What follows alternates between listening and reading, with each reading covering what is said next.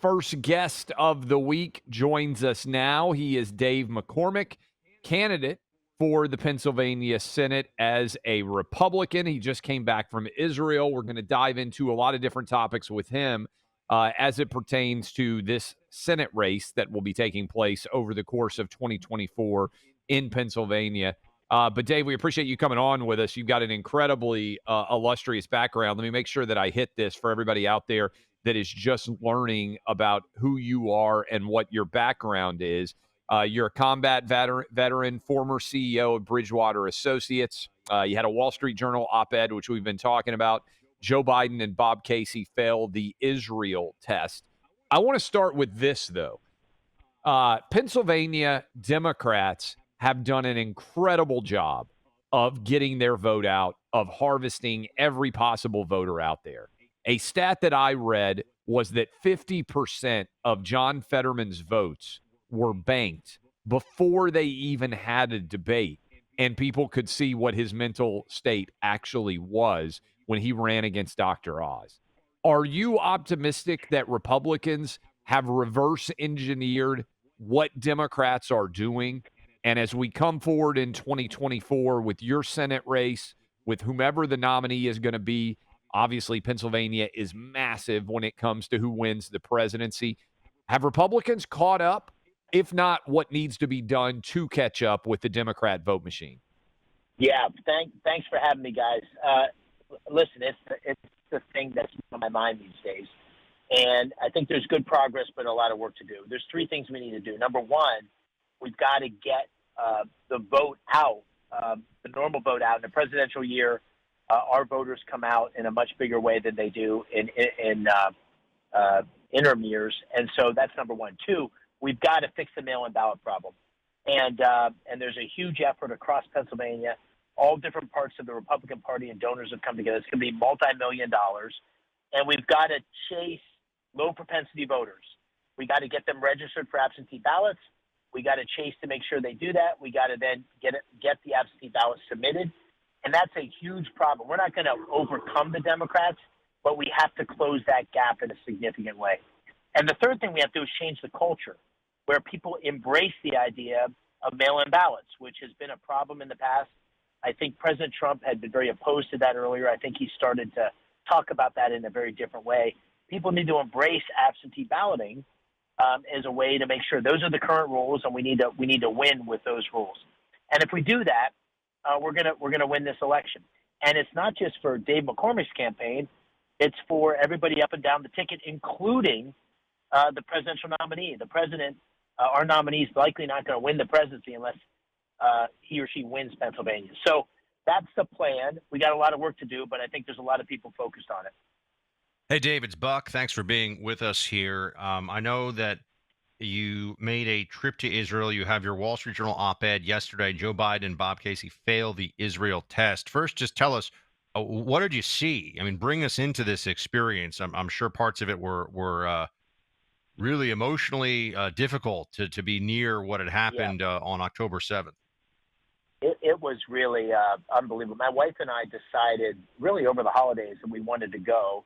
I've been a strong advocate of solidarity with Israel, but we wanted to see it on the ground. And she knew a number of people there. She had been involved in negotiating the Abraham Accords as part of President Trump's administration. So we were able to set up very quickly, and it was unbelievable. We went to Kfar Aza, which was one of the kibbutz communities where 100 people were massacred on October 7th. You walk through those streets, the bullet holes in the doors, the fragments from grenades, the blood. You just can't imagine these houses burned down, people burned alive. It was an absolute barbaric tragedy. We then met with a young woman who was at the music festival who was shot in the knee. She was in a bomb shelter, and all of her friends around her were killed. She was underneath the dead bodies. And because of that, the terrorists thought she was dead, and that saved her. And she was rescued hours later. We talked to the parents of hostages. And, imagine that. It's been more than 90 days, not knowing if your son or daughter or mother or sister is going to come back and knowing that they're being held by torturers in Gazan tunnels or Gazan prisons. And then the final thing we saw, which is the thing I'll not be able to unremember, was this 47-minute video, which I talk about in the op-ed. It was created by the Israeli military, taken from the body cams of the terrorists that were killed. And you see the barbarism, the decapitations, the killing babies. It's just, it's unbelievable. You think it's a horror movie, but then you know it's not. And so my takeaway from this is Israel is combating pure evil. This is not a group you can negotiate with. You can't live side by side. This Hamas needs to be eradicated. My second takeaway, though, is that the original sin is Iran.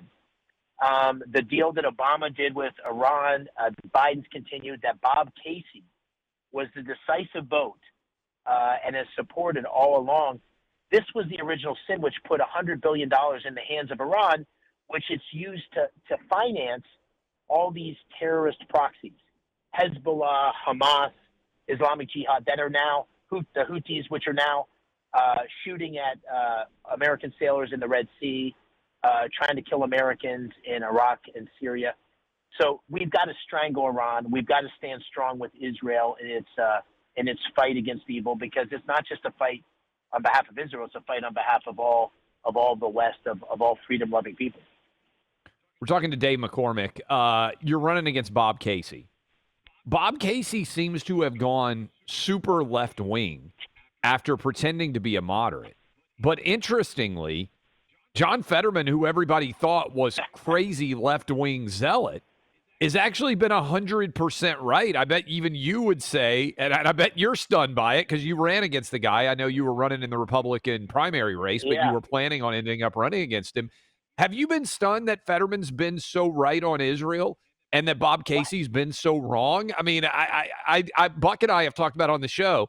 I never thought I was going to come out and say, Fetterman's 100% right. He's making a lot of sense. Clay's been giving 100% Fetterman right. high fives all over the place lately. I can't believe it. But even you, I bet, too, after coming back from Israel, are like, hey, Fetterman's nailing this.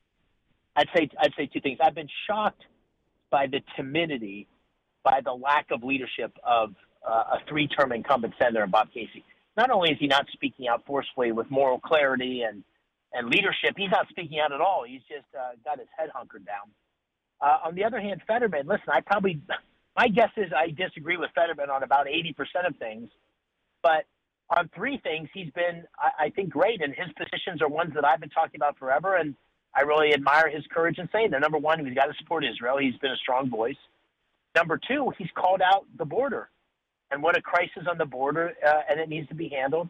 And three, he's called for firing Senator Menendez.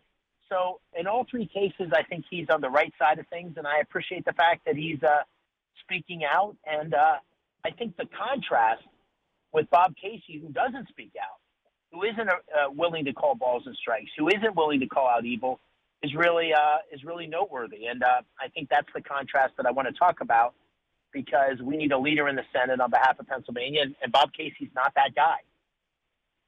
UPenn obviously failed in their House and Senate hearings. You're running in Pennsylvania, University of Pennsylvania, obviously right there.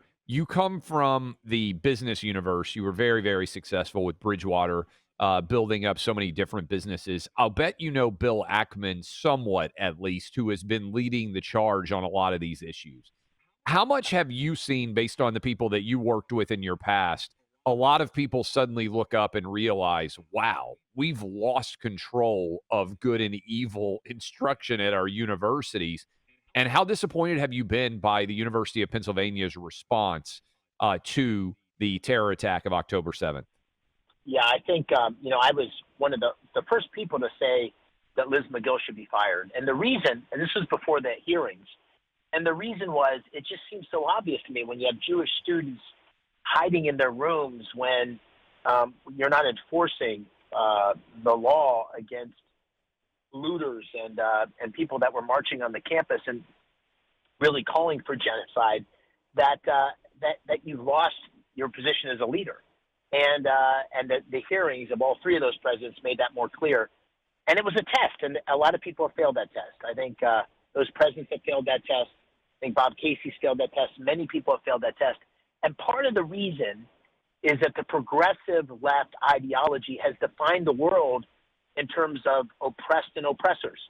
And so when you define the world that way, it takes you down some pretty irrational paths. Like you decide you want to take down the statue of William Penn in Welcome Park in Philadelphia, or you say things like those three presidents said, where the lack of moral clarity and inability to distinguish between right and wrong, the inability to enforce standards of behavior on campuses that protect Jewish students, they've clearly lost the narrative. They've lost the ability to lead in a way that makes sense. And you see huge numbers in the donor community, people that have given a lot of money to these universities saying, I want nothing to do with that. And I also see Democrats, frankly, on the campaign trail, many Jewish Democrats who are saying, listen, that's not my party. I don't want to be part of that group of people that are looting the streets of Philadelphia, that are marching on campus saying things about genocide. If my party wants to support that, like Summer Lee and others, that's not a party I want to be part of. And so I think there's an opportunity here to really set up a high standard of moral clarity and leadership, and also be able to build a coalition of people who want to fight for an America based on values of merit and America's exceptionalism in the world and an accurate portrayal of history. David McCormick, everybody. David, before we let you go, where is your Senate website? You can find me at davemccormickpa.com. And, I've been building great support over the last quarter. Really appreciate your listeners engaging and going to the website. And I really thank you guys for the opportunity to be on the show. Thanks so much for being with us. Appreciate it.